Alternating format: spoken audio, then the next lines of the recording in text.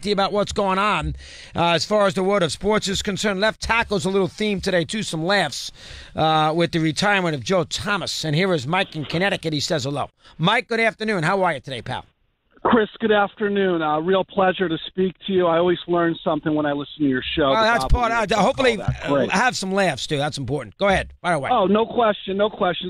So here's so I'm a Dolphins fan, so that's where this is coming from. But would you maybe put this left tackle in maybe your top 20 all-time, Richmond Webb? No, I would not. Okay. I'd have to look at Webb a little more carefully. Webb is a very good player. He's not in the Hall of Fame. Mm-hmm. I would not put Webb on that level. Now, listen. Protected Marino. I get it. He's not in the Hall of Fame though. Okay. I don't. He's a two-time All-Pro. No, he's not top 20 all-time. That's a good one to bring up. We need to get Ernie on. Maybe somehow Eddie can find him for tomorrow. We can do. Well, we can't do it tomorrow, but we'll figure out a day to talk about Thomas. The guard is hard. The center is hard. I screwed up the Jim Ringo thing a long time ago, if you remember correctly, which is bad on my part. But the tackles, most of us know the great tackles because you see the great tackle normally is on a good team with a big quarterback. So you know who the left tackle is. The problem I got with Joe Thomas, and it's not a problem, it's unfortunate. You never saw Joe Thomas, block and protect in a big game. Do you ever remember Joe Thomas blocking with a big game on the line for the Browns late in the fourth quarter on the road in a playoff game or a late season game where he had to protect the quarterback on a big drive? They were never in that spot. No, I don't doubt he couldn't do it, but he was never in that spot. And that's when you really notice as fans like us, not the experts, not the guys looking at film and, the Phil Simms type who studies tape 5 days a week. We don't do that.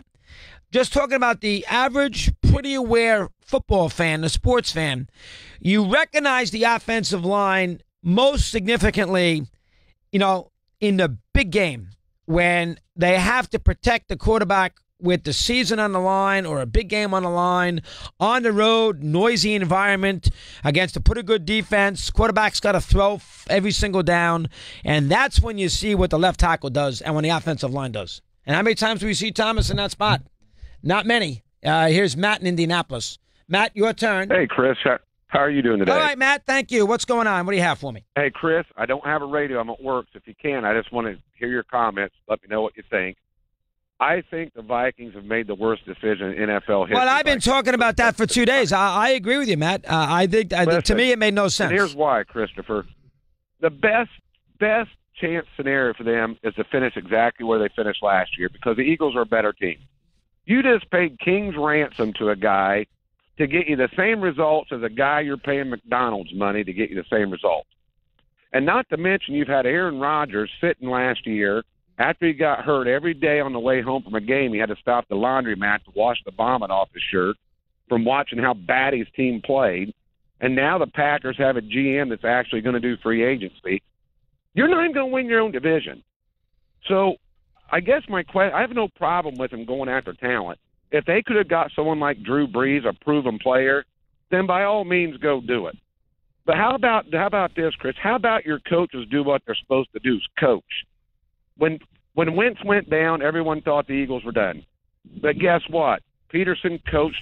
Well, it was only we never he can win. Matt, that's true. But remember, it was really only a couple of games for Foles. I mean, he came in late in the year. The division had already been wrapped up. He didn't play well against the Raiders. He didn't even play against Dallas.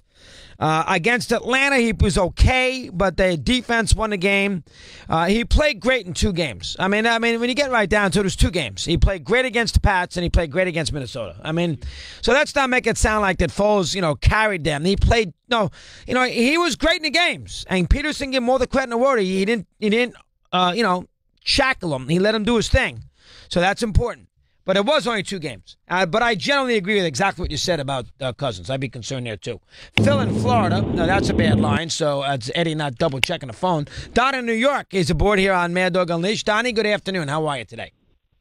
Hey, I'm good, Chris. Long time, first time. Actually, used to listen to you on the Fan before you even hooked up with Mike. I believe you were on late nights. Well, I was on all over the place there. I was back in the late 80s. Yep, go ahead. Let me hear it today. Hey, I just tuned in when you were talking about the Jacksonville team in St. Bonnie's, and you may have mentioned this, but I think it was Pembroke Burrows III, if I'm not mistaken, and he was like 7 foot and change, correct? Yeah, he was a big power forward, and they had an incredible front line with Gilmore, and they had Rex Morgan on that team, and I would probably recognize another one if you told me, but go ahead.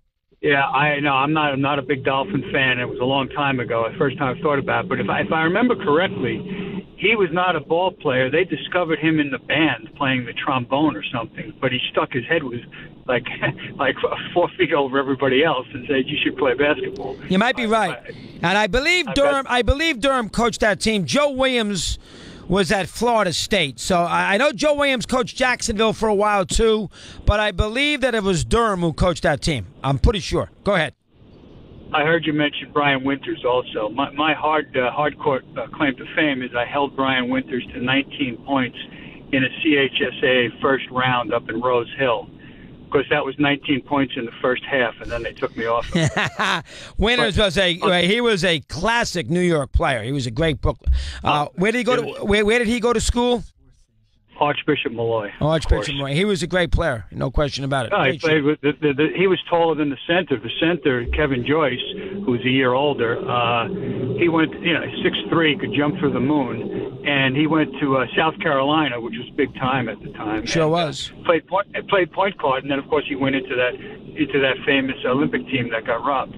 But so that's it. Joyce was on the '72 Olympics. That's right. Good point. Yes. Yeah, and of course Brian Winters. You can imagine high school trying to guard a 6'5" guy that can shoot from the corner with either hand. We were playing his zone. It was ridiculous. And did Winters go to South Carolina too? He did. Yep. It was a big thing, and so did a guy who played on my team. A guy you wouldn't know him. He didn't start for. He started for us, but he didn't start for. South Carolina, a guy named James E. Powell, one of the better shooters of all time. Yeah, I don't know him. That South Carolina team was coached by Frank McGuire. Remember, they had left the ACC in a huff. That was McGuire's fault. One of the worst decisions he ever made. Terrible job. They've never quite been the same in basketball ever since. They should be in the ACC, not the SEC. And they were in the SEC. Better for football, awful for basketball, and it's a basketball school first. And McGuire was there. They left. They were an independent at that time, but he was great recruiting those New York players. Boy, he just like he was at North Carolina. Remember, McGuire coached North Carolina in the 50s, St. John's first. Then he moved to North Carolina. He coached them in the 50s, and he coached the North Carolina team that beat Wilt in the 56-57 championship game when Wilt was at Kansas, and they beat him 57-56 in triple overtime.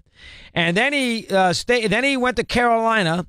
He coached there for North Carolina. He coached there. He was in North Carolina. He stayed, and then he left because he was annoyed. Probation, whatever he did. Dean Smith took over, and then McGuire went to go coach the Sixers, and he coached Wilt in '62, the year that Wilt scored 50 a game.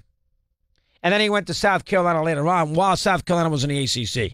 Legendary guy. We continue here on Mad Dog Unleashed right after